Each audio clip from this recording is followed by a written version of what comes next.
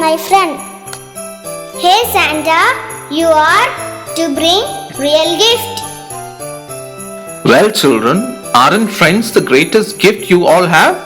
You can play with them, talk to them, sing with them, dance with them.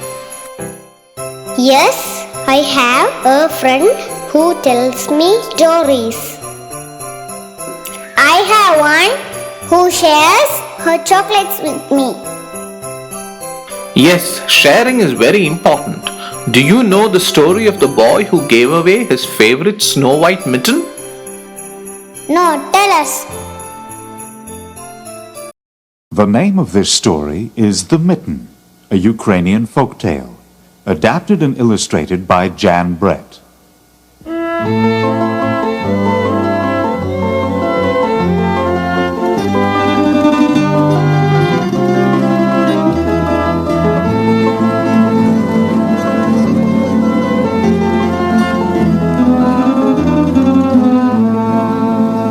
Once there was a boy named Nicky who wanted his new mittens made from wool as white as snow.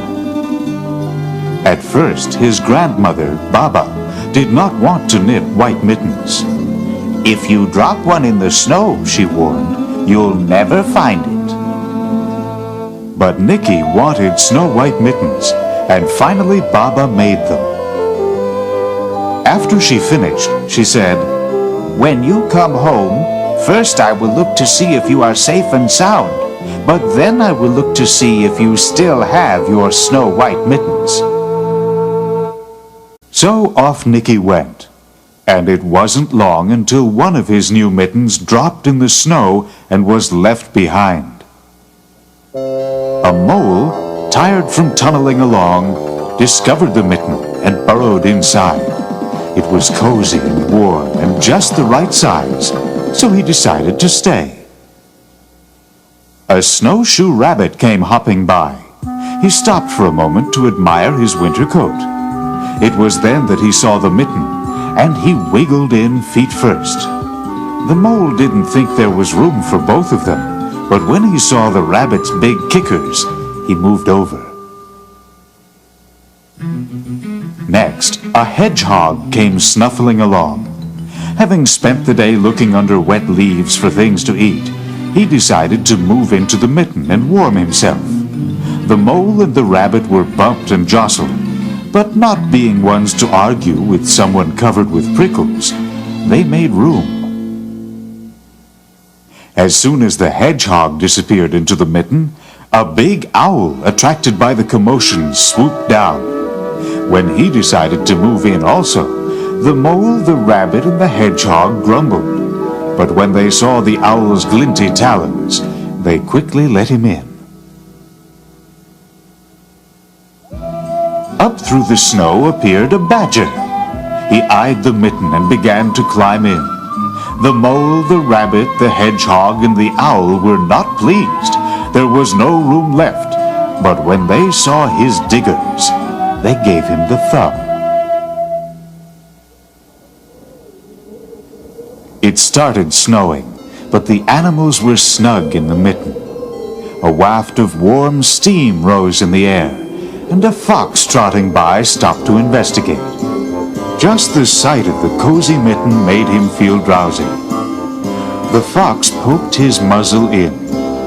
When the mole, the rabbit, the hedgehog, the owl, and the badger saw his shiny teeth, they gave the fox lots of room.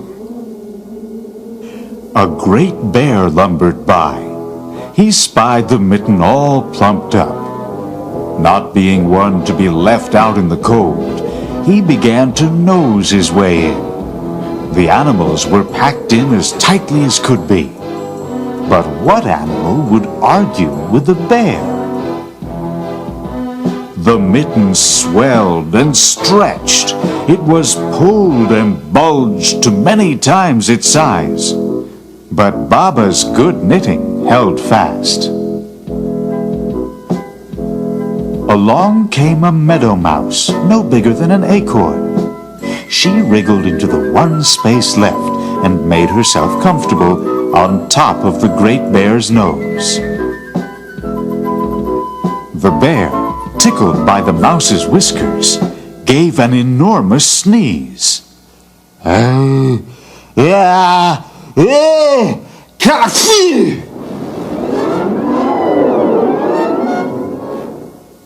The force of the sneeze shot the mitten up into the sky and scattered the animals in all directions. On his way home, Nicky saw a white shape in the distance. It was the lost mitten silhouetted against the blue sky. As he ran to catch his snow-white mitten, he saw Baba's face in the window. First, she looked to see if he was safe and sound. And then she saw that he still had his new mittens. When Nicky came back home with his mittens, Baba noticed that the mittens had become rather large. She asked him, "How did this mitten become so big?" Nicky told his grandmother the whole story about the animals.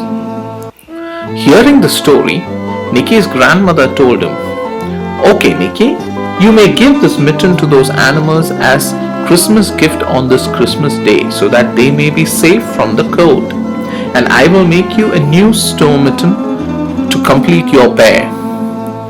And thus, Nicky and all the animals he helped had the best Christmas they ever had.